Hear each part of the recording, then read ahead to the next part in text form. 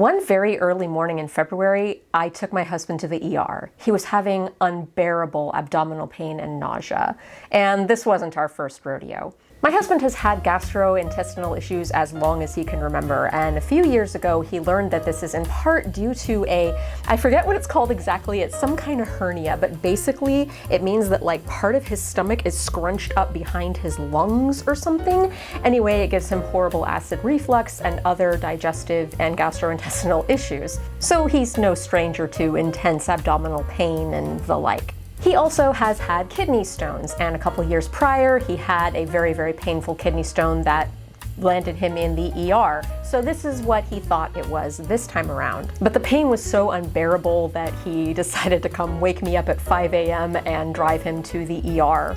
Just in case. And I'm really glad that he did. If you are ever experiencing intense pain like that, it's always better to be safe than sorry. So we got him checked in pretty easily because it was 5 a.m. and nobody else was there really, and they ran tests on him, and a couple hours later I got the call with a diagnosis. It was gas. Just like a bunch of gas and constipation. So that was a bit anticlimactic, but that's a good thing when you're dealing with health issues. All he needed was some anti-nausea meds, some pain meds, and a laxative, and after a few days he was better. So what caused the gas? We don't know for sure, the doctors didn't know for sure, but my husband did have one hypothesis: celery juice. So as a chronic pain haver and a chronic gastrointestinal issue haver, my husband has tried all different kinds of medications and treatments for his issues, and some of them work okay-ish a little bit, and most of them just don't work at all. So at this point, we're kind of just like, let's just try something and see what sticks. And one of his friends online suggested they had recently started drinking celery juice. And they said, okay, the first few days are really intense, but after that, my gastrointestinal issues got a lot better. And we're like, okay, what the hell? I have a juicer, let's try it. And I personally really like celery juice because I'd had it before. And so I juiced my husband about half a bunch of celery per day. And he drank that every day for about 3 weeks. And he said jokingly when he came back from the ER, oh, wouldn't it be funny if it was the celery juice that put me here? And after a little brief research, he discovered, actually, yeah, if you drink a lot of celery juice in high concentration, basically, like he was doing every day, it could give you issues if you have IBS, because in that high of a concentration, it has a lot of FODMAPs. Yes, I'm finally going to talk about FODMAPs. So if you're online at all in the diet or food space, you've probably heard of FODMAPs. And I too had heard of them for a while. In fact, I've been doing a lot of I ate like so-and-so for a day, or I tried the vegan diet for a week, or I tried paleo diet for a week. And so some of my followers were mentioning to me, hey, you should try low FODMAP, you should try low FODMAP.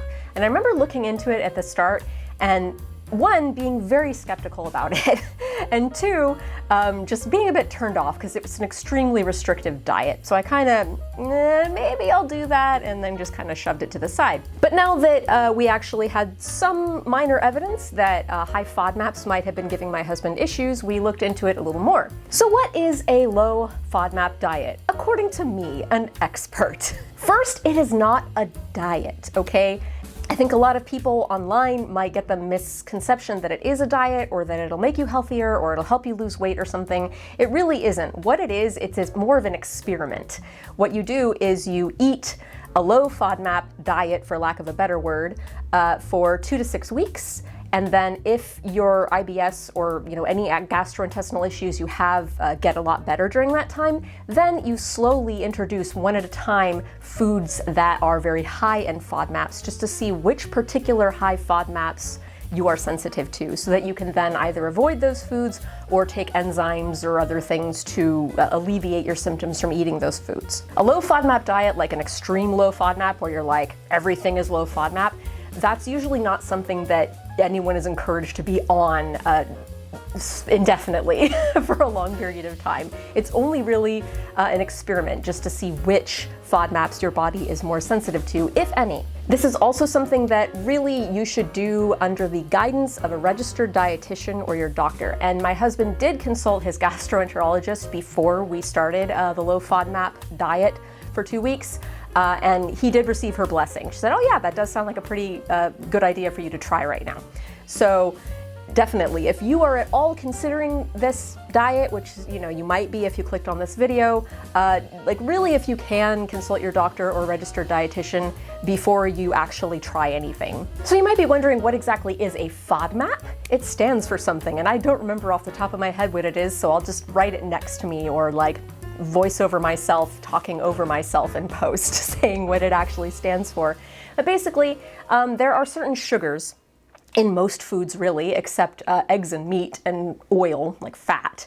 All foods have sugars in them. And some of these sugars, the ones that are in higher FODMAPs, when you break them down in your body, sometimes they will ferment and give you a bunch of gas.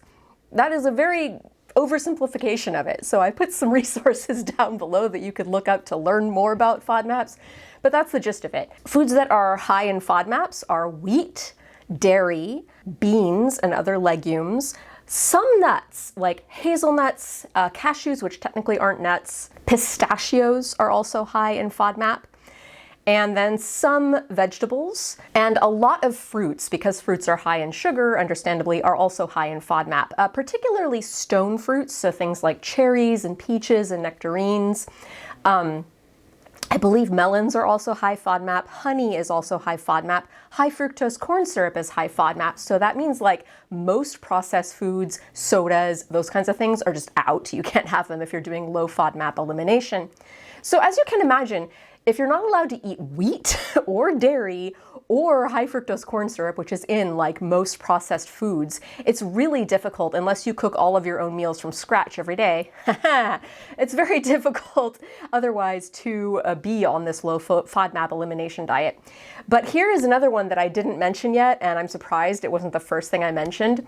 Alliums, those are also high FODMAP, so onions, leeks, the white part of scallions. Thankfully, the green part of scallion is not high FODMAP. That will become significant later. Garlic is also high FODMAP.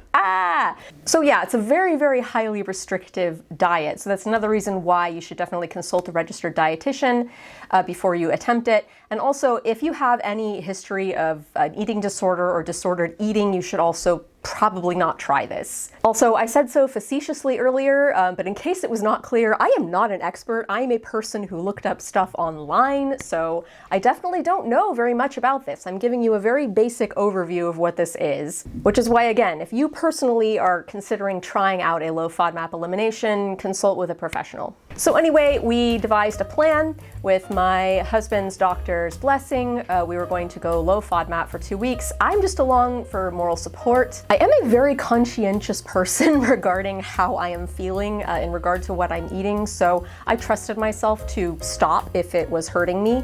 And I already just kind of know, again, because I'm conscientious when it comes to my health and what I'm eating, I already knew that alliums give me issues and that legumes really give me issues. So I did the diet not so much for me to learn anything about myself, but just to support my husband when he had to go on this very restrictive diet, and for content. But anyway, we decided to do the elimination for 2 weeks and then reassess how we felt about it then. Ideally, you're supposed to go very low FODMAP for 2 to 6 weeks to see if it helps you, and then from there, if it does help you, slowly reintroduce one high FODMAP ingredient at a time for 3 days to see if that's the thing that hurts you. So you'd be completely low FODMAP, but maybe you drink Coke for the high fructose corn syrup for 3 days just to see if it hurts you, and then you drop the Coke, and then you try bread for 3 days just to see if wheat is the thing that bothers you, and then you drop that, and then the next 3 days you guzzle milk to see if that's the thing that bothers you. But again, this is where you really want to be working with a doctor or registered dietitian just to make sure you're doing it scientifically and that you're getting really reliable data. And to make sure you're not hurting yourself. Anyway, with all that in mind, let's go through what I ate every single day. My husband ate almost the same things that I did every single day. There were some differences here and there, but I couldn't exactly track everything that he ate perfectly. It was easier to track everything that I ate, so that's what I'm showing you. And we're gonna start the way we start any of these challenges. I'll show you my grocery haul for the first week. Video starts at 10 minutes. All right, so this is my haul for week 1 of low FODMAP elimination. diet slash experiment. This is not literally everything that I bought. I'm going to start right here with this Mexican Coke. High fructose corn syrup is considered a high FODMAP. So for my husband's Coke habit, I got him 7 Mexican Cokes because they have cane sugar instead of high fructose corn syrup.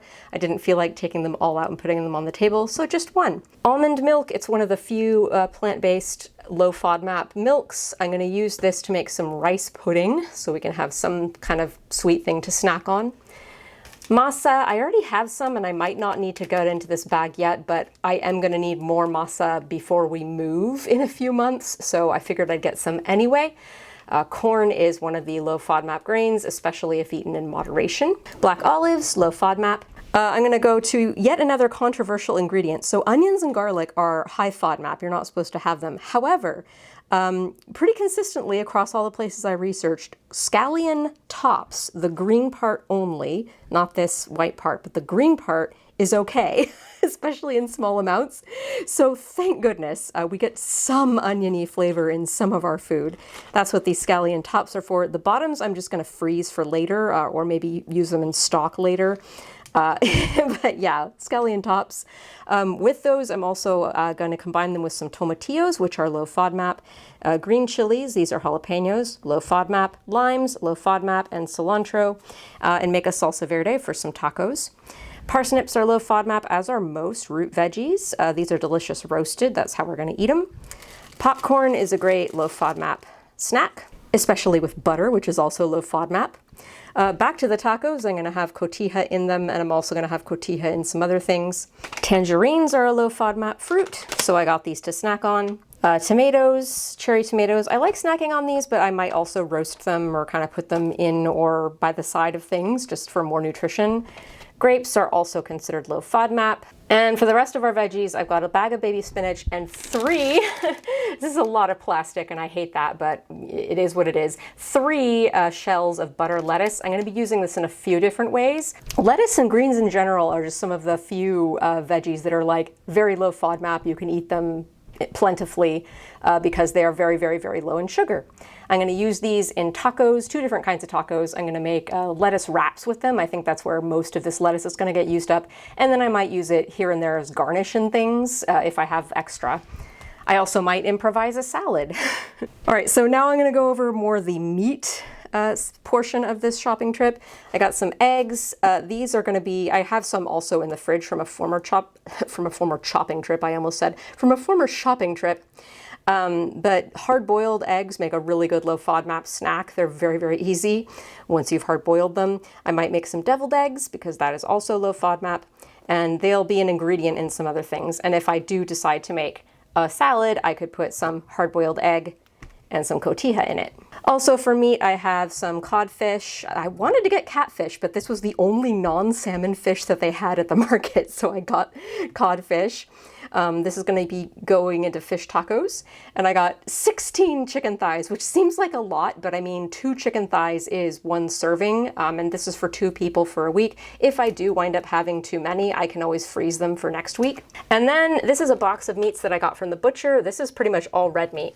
This is a whole bone-in leg of lamb, and this is technically for next week, but I got it this week because it's always frozen when you buy it, and it takes several days in the fridge to thaw, so I wanted to buy it this week so that I could have it next week.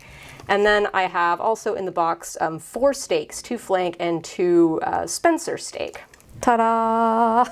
So I did have some low FODMAP ingredients in the house already that I did not buy, that are not featured in those grocery hauls. So some of the things you're going to see coming up in this breakdown of the meals of the things that I ate are not going to be things I bought in the haul, but they're stuff I already had. Even though I mentioned earlier that you're not allowed to have cow's milk during low FODMAP elimination, you are allowed to have butter because it's mostly fat. And to my utter delight, you are allowed to have heavy cream in small amounts, like 1 tablespoon a day, which is great news for me because if you've been following this channel since like the before times when I was on a different URL, on a different account, and you saw me try what was it? I think it was the raw food diet, not raw vegan, but raw food diet for a week. I didn't have tea for the entire week. And if you were there, you saw how that went. It is Tuesday morning. This is my Well, going into my 4th day on only raw foods, and it is my 3rd morning without my morning cup of hot caffeinated tea. I'm drinking water right now out of a teacup just because it's just not the same. Basically, I do not do well unless I have black tea with canned milk or with cream and sugar. And so thankfully I could have my black tea with cream and sugar and it would still be low FODMAP. Yay, loopholes. So I did have black tea with cream and sugar. And then I also had plain tea without cream and sugar. I have genmai cha and hoji cha at the moment. Those teas are both delicious without cream and sugar. Not all teas, by the way, are going to be low FODMAP, but generally if you don't overbrew it, if you don't drink too much of it, and if you don't add milk, cow's milk to it, or any other high FODMAP milk like hazelnut milk, it's going to be fine. So I could still have my tea. I had my tea. I had some potatoes cooked in chicken fat. And I had 1 baked chicken thigh with salt and long pepper with parsnips and butter turmeric rice. And then for dinner, we had fish tacos. So this is one of my husband's favorite things to eat, but it's not quite low FODMAP, so I had to make some modifications to make it low FODMAP. Basically, I marinated the fish in, instead of buttermilk, I marinated it in just egg and salt and pepper. And then I dredged it in masa, which is corn flour, and in cornmeal and some spices. Be very careful not to include things like garlic powder or onion powder or too much chili powder if you're low FODMAP, because those things can irritate your gut, and onion and garlic powder are high FODMAP. I fried that in oil and I made some homemade corn tortillas, which are also low FODMAP. And then I also made a little coleslaw. Since cabbage is high FODMAP, I used butter lettuce and shredded carrots, mayonnaise, which is low FODMAP, lime juice, and some other spices, along with some jalapeno and cilantro. And then to get that little allium flavor in there, even though we can't have onion or garlic, you can have scallion tops. So I put a little bit of scallion top in there just to get that little bit of onion flavor to save the dish a little bit. And these fish tacos were tasty. They were kind of one note because they were so corny. But they were pretty good, and they scratched the itch of wanting something bready. The tea that I described on Wednesday is the same tea situation that I had every single day for the 2 weeks, so I'm not going to repeat that.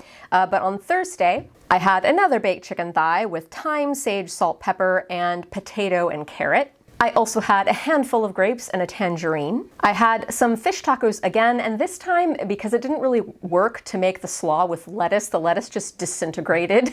I kept the lettuce out of the slaw, I just did a carrot slaw, and then I used whole lettuce leaves, and that worked out really nicely. And then, for a sweet treat, I made us some low FODMAP rice pudding. You can find a recipe for that and for the fish tacos, by the way, on my Patreon if you're a $4 patron. But the rice pudding was really nice. I made it with almond milk and white sugar and a cinnamon stick and some lemon peel and some rice, obviously.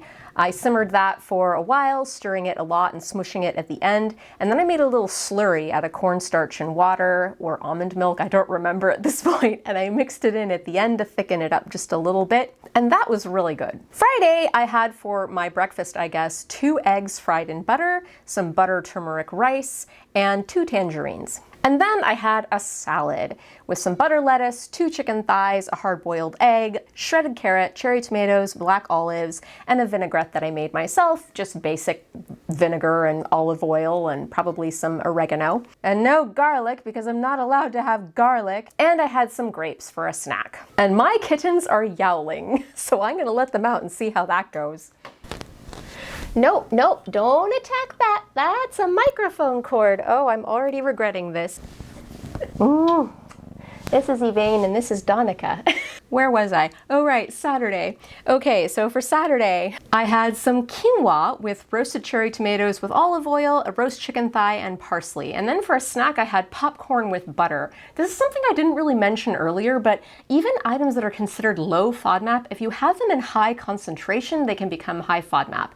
Celery is a great example of this. It is considered a low FODMAP vegetable, but since my husband was drinking it juiced, it was in very, very high concentration, so that's why it potentially gave him those issues. So any ingredient that we had during this time that was not fat or meat or eggs, I tried to kind of stretch it out so we weren't eating just that one ingredient a lot in one day. So I tried to mix up my grains, have rice for one meal, quinoa for another meal, corn for another meal, potato for another meal. Anyway, that's why I had quinoa. And then for dinner, I made some Southeast Asian style lettuce wraps. I marinated a steak in, I forgot at this point what I marinated it in. And then I sliced it thin against the grain and served that in butter lettuce with some shredded carrot and some cilantro and some scallion tops. And then I made a sauce out of fish sauce and lime juice and sugar and hot pepper. And then I served that with some white rice. And these were delicious, but they could have used some garlic. And also they were just really incredibly messy to eat. So the next day I made a salad version of that for our dinner. And that worked much better. The other things I ate on Sunday were some leftover rice pudding, some more of that quinoa with roasted cherry tomatoes, olive oil, roast chicken thigh, and parsley, and popcorn with butter again. No, Donica, do not attack the microphone cord. No, not a toy. Come to Mommy. Help Mommy with the video. Help Mommy. You. Ooh. So Monday, I had a chicken thigh with quinoa and spinach sauteed in steak drippings. And then for our sweet treat, because I ran out of rice pudding, I made some meringue nut cookies. My husband and I both, but especially my husband, were just really, at this point, craving something kind of bready and also sweet. We were craving a lot of sugar during these 2 weeks. And I think it's because a lot of what we were eating was otherwise pretty low carb. So this is actually a cookie that I invented many, many years ago, and I haven't shared it yet on this channel, but it's really nice. Basically, you whip egg whites with sugar already in them. If you're a baker, you know that you want to add the granulated sugar slowly after your eggs have already inflated a bit. Otherwise, they won't whip up properly. But this is what you want. You don't want them to whip up properly. You dump in all the sugar at the beginning and you whip them till they're about at the ribbon stage. And then you add in almond flour, preferably. But I didn't have any almond flour because I wasn't planning on making these cookies. So I made my own macadamia and almond meal by grinding macadamia nuts and almonds in the food processor. And it was kind of greasy and not exactly what I wanted. So I added a bunch of cornstarch to that to kind of dry it out and make it a little more floury. And then I mixed that with the egg whites and I added some chopped pecans because they're another low FODMAP nut. And I baked those on a low oven for about a half hour. And the result is really tasty. If you like Middle Eastern desserts, which are often very just sweet and nuts together, that's what these cookies are like. And they have a really nice crisp chew to them, which mimics gluten cookies, even though there's no gluten in these. And then I also made steak tacos with salsa verde and cotija. So cotija is a loophole in the non-dairy. Actually, there's lots of loopholes. You can't have cow's milk. You can't just chug that. You can't have high concentrations of cream. And you can't have most cheeses, but you can have aged harder cheeses like cotija and Parmesan. And you can also have like stinky French cheeses like brie and camembert. All in moderation. You can't just like chomp into a chunk of cotija for a meal, but you can have a little bit in steak tacos, so that's exactly what I did. I made a salsa verde that didn't have any garlic or onion in it, and I served that in some homemade corn tortillas with some sliced seasoned steak and some cotija and some cilantro and some little scallion top, just to remind us that alliums do exist and they make food taste really good, and I wish I could have alliums. Tuesday, the last day of week 1, I had rice with miso soup. So miso is another thing that you are allowed to eat on low FODMAP because it is fermented. Soybeans you're generally not allowed to. They are a legume, but you can have miso.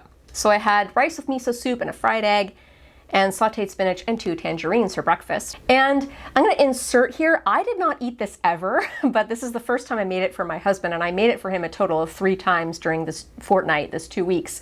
I made him sort of a beef with broccoli, only instead of broccoli, because it's considered high FODMAP on some lists, low FODMAP on others, so I wasn't sure, so I assumed we could not eat that. Spinach, however, is low FODMAP, so I did like a beef sliced thinly and marinated in soy sauce and sugar and ginger, lots of ginger, and black pepper and salt. And then I sauteed that in some oil with some carrot and some spinach, and I served that over white rice. And garnished it with some peanuts and some scallion tops. And he told me afterwards that that was the first time that he felt like genuinely full and satisfied after a meal all week, which is funny because calorically speaking, it wasn't really more food than any of the other meals I had been making him. Those are my glasses. Don't play with my glasses. I even made him once or twice steak with mashed potato, and like that's very high calorie, and I guess he didn't feel full after that. But for some reason, after this stir fry, this really hit the spot for him. Anyway, I also had some more of those nut meringue cookies, and I had some more of those steak tacos. Which brings us to week 2 of our low FODMAP experiment. So my husband did not feel any different or any better. In fact, he got some intense abdominal pain again on Sunday, so like 4 days into the first week. He figured it could still be lingering issues from whatever had landed him in the ER a couple weeks prior, but we don't know. And I was feeling a little bit better. Like I mentioned earlier, I know that alliums give me issues, and I know that legumes give me issues, and like cruciferous veggies also give me issues. They give a lot of people issues. So I actually was feeling a little bit better. I was not having as many intense farts as I usually do, but not, you know, enough that I was like, ooh, it's like night and day. I feel so much better. I'm gonna stop eating alliums. I was gonna go grocery shopping on Wednesday for week 2, but I was really super busy with a deadline for my day job. I translate games and light novels and manga. Anyway, I had a deadline and I really had to work hard that day, so I couldn't go grocery shopping, but that's okay because I bought that leg of lamb on week 1 that I wasn't gonna use until week 2, so I roasted that leg of lamb. I seasoned it basically in all of the spices that are in curry powder except garlic. Okay, Nika, that's not a toy. That is the microphone cord. You're going to attack it. Okay? Do you want me to put you back in your room again? Do you want me to? I love you. But yeah, the night before I seasoned it in a spice rub that I made with olive oil, salt, fenugreek, cumin, turmeric, coriander, no! And I covered it in foil and I slow roasted it in the oven for about 5 to 6 hours. And on the side, I served some roasted carrots and parsnips seasoned with salt, olive oil, and garam masala. And I made a pot of rice with butter and turmeric. And I also sauteed some spinach with a splash of lemon juice for a little acidity and flavor. And then I also made a gravy out of the lamb drippings. Now, ordinarily, I would have roasted this with a bunch of onions in the bottom of the pan, and the onions would have caramelized, and they would have picked up all the juices and the spices, and then I would have made a gravy, and it would have been rich and delicious. Elaine, no. Elaine, that is a microphone cord. That.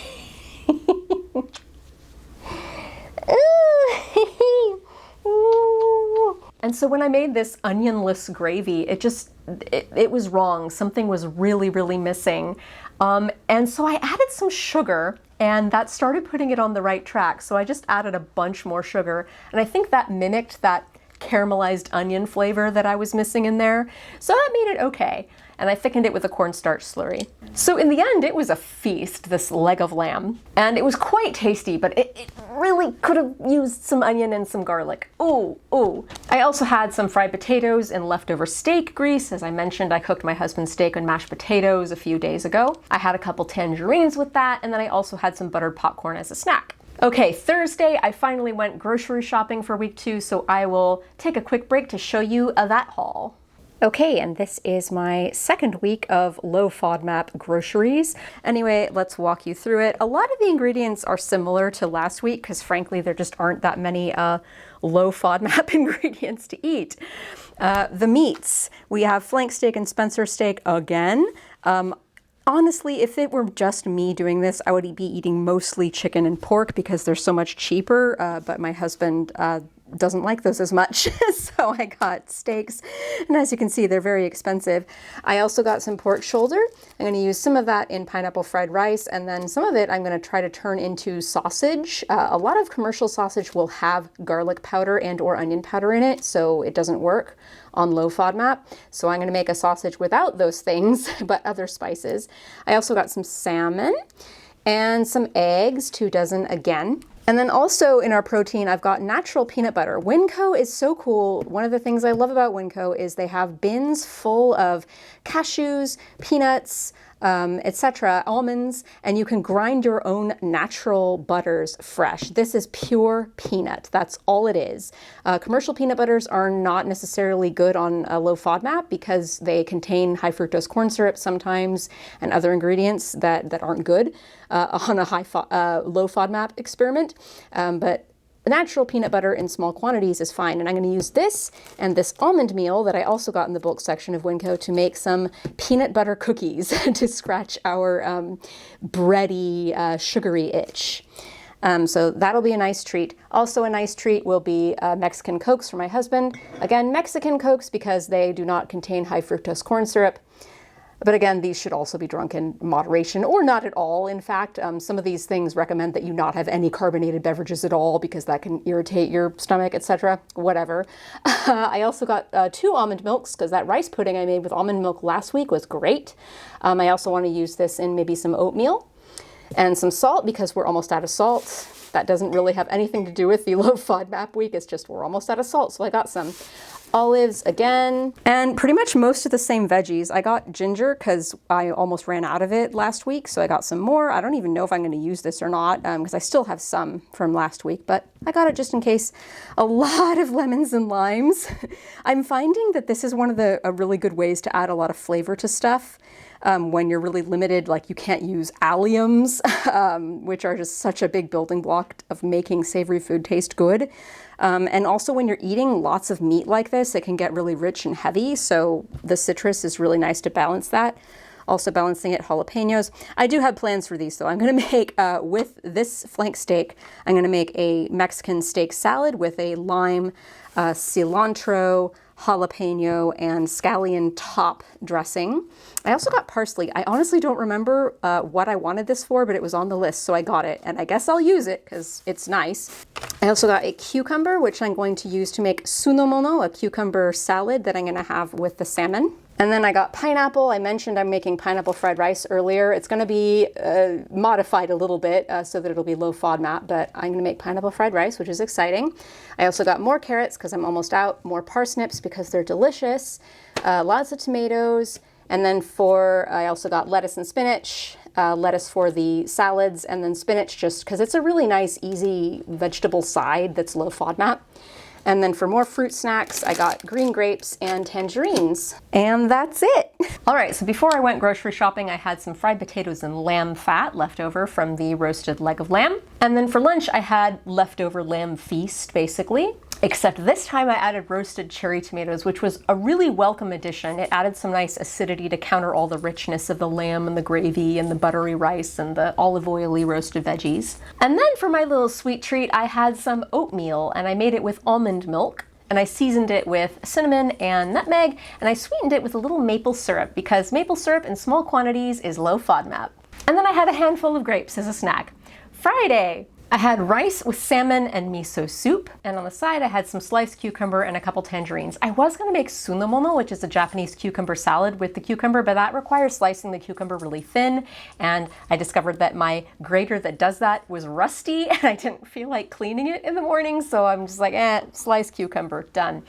It was nice. It was very nice and refreshing. And then for our sweet treat this week, I made some low FODMAP gluten-free peanut butter cookies. Recipe is also on my Patreon. And this is genuinely a good cookie. I have made it in the past. I made it when I hosted a tea party and I had somebody who was gluten-free coming over so that they could still eat some of the sweets. So you combine softened butter with egg and sugar. You're supposed to do brown sugar and white sugar in the original recipe, but brown sugar for some reason is considered high FODMAP, so I used all white sugar. And then to prevent the egg from curdling, I added a little bit of cornstarch. And so I got natural ground peanut butter and I added some vanilla extract and some almond meal and baking powder and salt. That's really important actually. I added a whole teaspoon of table salt, which might seem like a lot, but this peanut butter was unsalted. And the butter was also unsalted. So I added salt and I baked those up just kind of like you would normal peanut butter cookies, and they're great. They have a more crumbly texture. I guess they're more like a British biscuit than an American cookie, so they're really good with a cup of hot tea. And once again, they really scratched that itch of wanting something bready.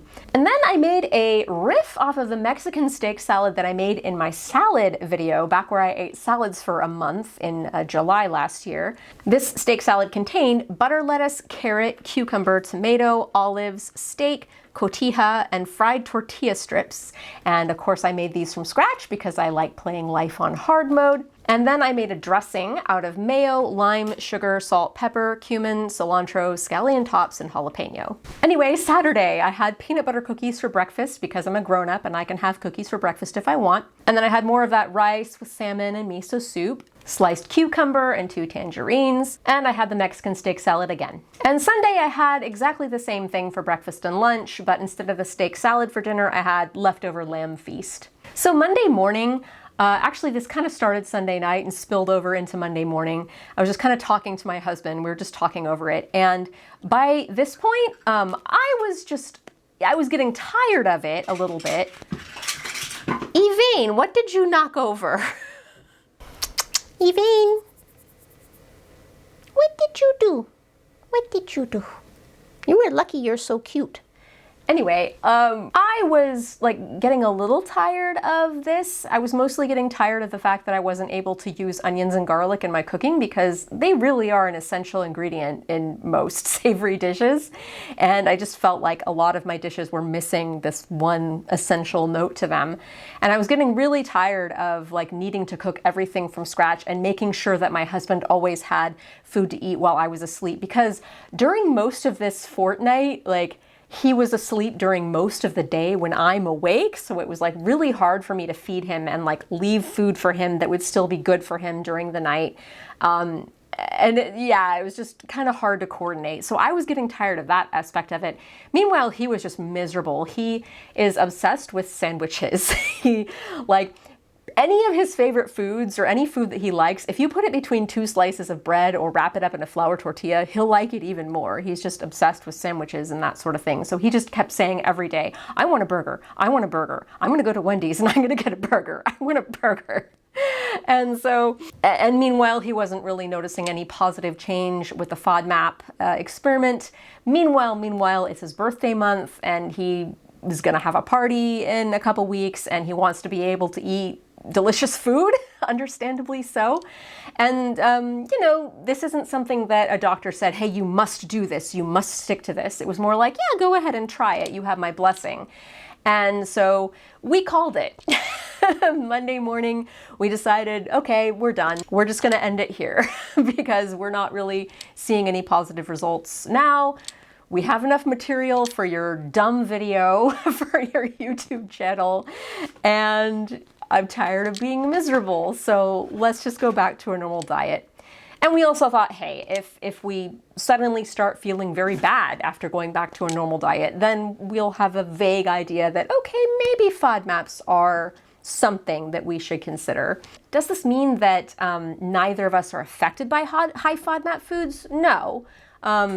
This wasn't entirely scientific what we did. We were on this low FODMAP elimination for almost 2 weeks, and I don't really think that's enough to conclude anything substantial. Also, as I mentioned earlier, my husband has so many other health issues. He also has that weird hernia thing going on, so any gastrointestinal issues he has aren't necessarily 100% FODMAP. They're not necessarily not at all FODMAP. It could be a number of different things. And so on that note, I don't want people diagnosing me or my husband in the comments saying, oh, you did this wrong, or this ingredient is actually low FODMAP, or this ingredient is actually high FODMAP. A lot of the information out there that I found is a bit conflicting. Like when I looked at lists of like which ingredients are high and low FODMAP, a lot of the fruits and veggies were on both lists. And there was a lot of contrasting information. So I tried to take only the fruits and veggies that were definitely like on all of the lists low FODMAP. But if you are going to try this, again, consult with a registered dietitian or a doctor, because they will be able to help you actually get a meal plan that really does work for you and you aren't just like guessing based off of random pages on the internet. Anyway, I celebrated on Monday by making pineapple fried rice. I was planning on making that low FODMAP style, so instead of cashews, I was going to use peanuts, and I was going to leave out all the shallot, onion, and garlic out of it. But I made it the way I'm supposed to make it, and it tasted so good.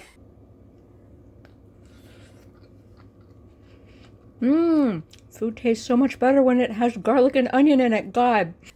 Like, seriously, garlic and onions, alliums, they're just so good in cooking. You just, I mean, bless you if you don't like those things, power to you, but I just can't eat savory food without alliums. It just makes me very, very sad. So for me, this was kind of a fun little experiment of 2 weeks. It was a little bit annoying, but I always enjoy like trying to find ways of cooking things while under restrictions. I think it makes me a lot more creative in the kitchen. It helps me get out of some food ruts. Like the salad version of those lettuce wraps was legitimately really good, and I have never, to my recent knowledge, made anything like that. So I think I'd like to make that again, put that back in the regular rotation, and hopefully it at least made good content.